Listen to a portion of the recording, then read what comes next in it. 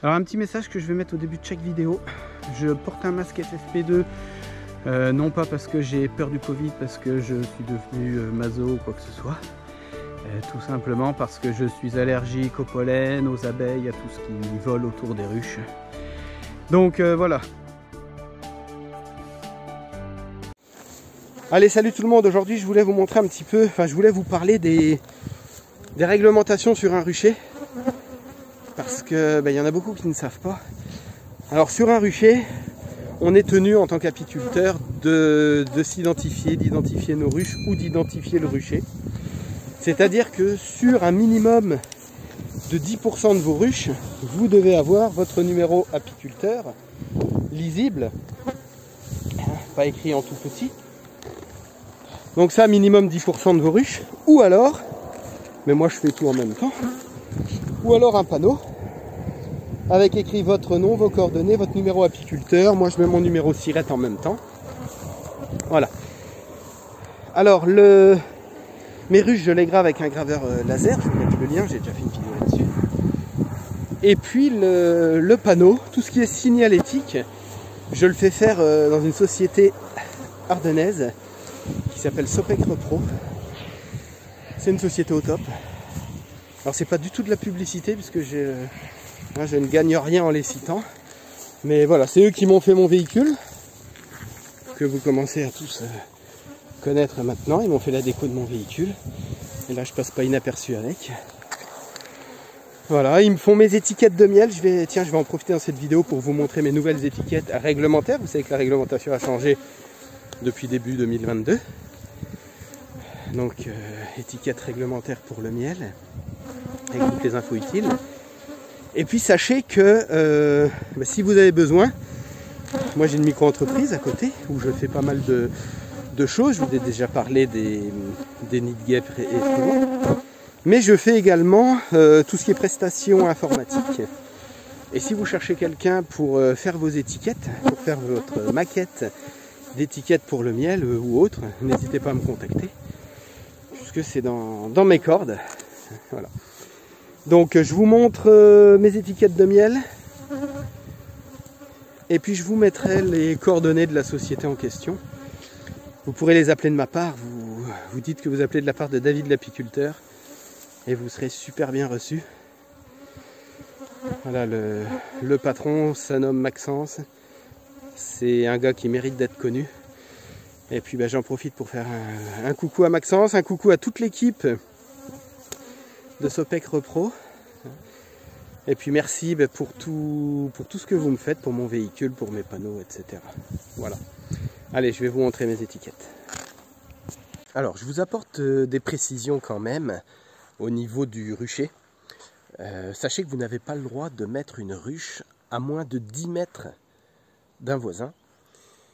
Cette distance se porte à 20 mètres lorsqu'on a un endroit public à côté de votre propriété. Et enfin, ça monte à 100 mètres si vous êtes à côté d'un lieu style école, hôpital, etc. Crèche, voilà. Donc ça, il faut vraiment en tenir compte dès le début. Le fameux panneau donc en question, vous le placez sur le rucher. Alors pas à 300 mètres du rucher, ça ne sert à rien. Moi je les mets sur le rucher directement. Et puis donc essayez de graver ou de noter au crayon indélébile au minimum 10% de vos ruches avec votre numéro apiculteur. Comme ça vous évitera, si un jour malheureusement vous rencontrez un problème, ça vous évitera qu'on vous reproche de ne pas être en règle. Voilà. Je vais vous montrer mes étiquettes de miel. Donc voilà, alors c'est tout simple. Moi je travaille sur des logiciels de conception gratuits qu'on connaît tous.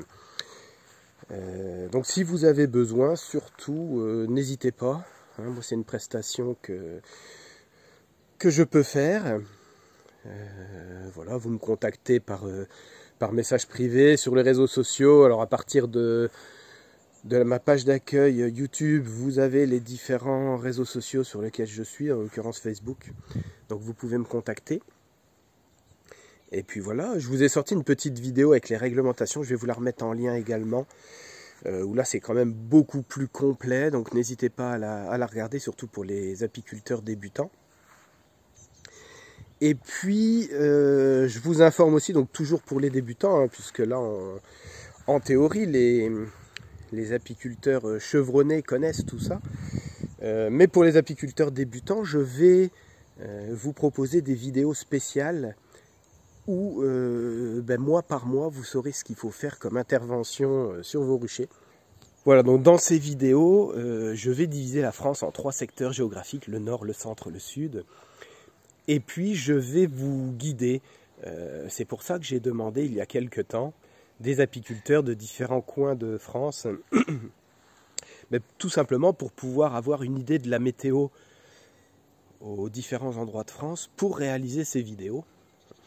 Comme ça vous serez vraiment informé pratiquement au jour le jour de ce que vous devez faire. Voilà, donc ça va arriver je pense pendant l'hiver, le temps que je mette tout ça en place, pour être opérationnel dès la reprise de saison, voire même avant. Hein, mon objectif c'est de démarrer ça décembre ou janvier, pour vous aider, ah, j'ai mon toutou qui veut jouer là, pour vous aider à préparer au mieux la saison 2023. Alors je vous rappelle que la saison 2023 elle se prépare aussi dès maintenant, avec le comptage du varroa, avec le nourrissement, avec les traitements, etc.